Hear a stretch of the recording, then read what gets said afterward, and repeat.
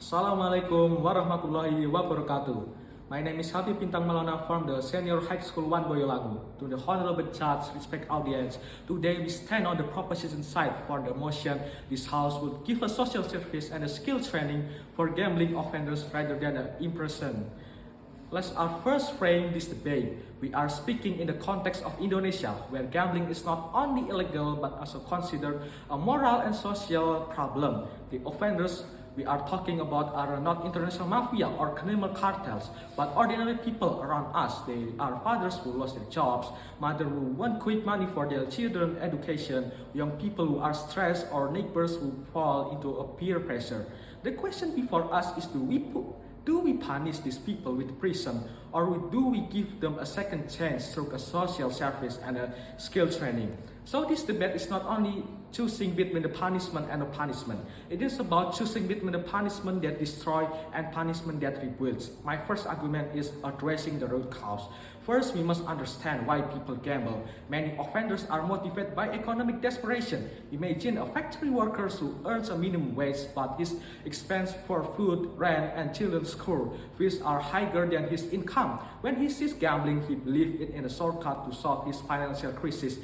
Others gamble not for money, but an escape from the mental stress, depression, or loneliness. Gambling offers a momentary thrill, but it traps them in deeper problems. Now, if such person is sent to a prison, do we solve his poverty? Do we cure his stress? The answer is no. Instead, a family will lose its main breadwinner, his children may drop out from school, and the cycle of suffering is continued. In other words, prison punish is worthless. They help offenders confront their financial and mental struggles, not by running away from building resilience. And my second argument is rehabilitation and skill training. Second, let's talk about rehabilitation. Imagine of inside the jail, offenders are required to do social service for 6 or 12 months. They clean public facilities, assess in community centers, or help elderly people.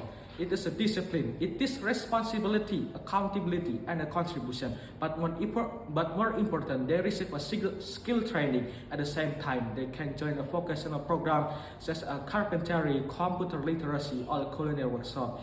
These skills are often real opportunities for employment and entrepreneurship when people see a brighter future with their own hand. And what if they gamble again? The answer is not to throw them into prison, but extend their rehabilitation. They may give an additional months of social service, more intense counseling, or stricter monitoring. So, person is beyond saving is the proof that healing process takes longer. Just we not give up on the patient who have relapsed in illness. Give up on the person who have a gambling addiction. And my third argument is for the social benefit. So, prisoners means provide of foods, water, and electricity and guards, all funded by the country. By contrast, if offenders perform social service, society gains directly. Streets become cleaner, public space are maintained, and community projects receive manpower. If they join training, society gains workers who are more skilled, employable, and productive. Instead of draining public money, this system creates more value. It's not human, but it's more efficient too. And then why prison is fail? Now let's respond. They might say that prison is a better ways to a gambler. First, prison is not a cure poverty or addiction. When people are released, the same reason for gambling still exists. They often repeat their mistake. Second, prison is overcrowded. Adding gambling offenders will make the problem worse. Third, prison can make people worse. A gambling offenders may enter prison at the first time offender but come out more dangerous because they meet a drug dealers or violent criminals.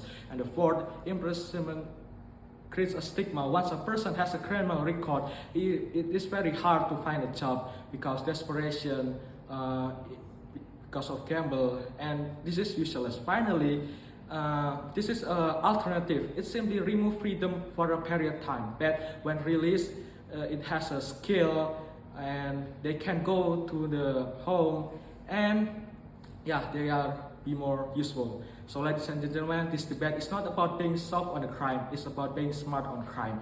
Gambling offenders are not beyond saving. They are people who lost their way and to deserve chance to rebuild. Social teach them responsibility, skill and training. And society as a whole benefit when offenders return not as a prisoners but a productive citizen. So I ask you, what the future do we want for Indonesia? A future where prisons are full and live are waste, or a future where mistakes are turned into second chance and second chance are turned into contribution? The answer is clear. For this reason, we proudly stand with the proposition. Thank you.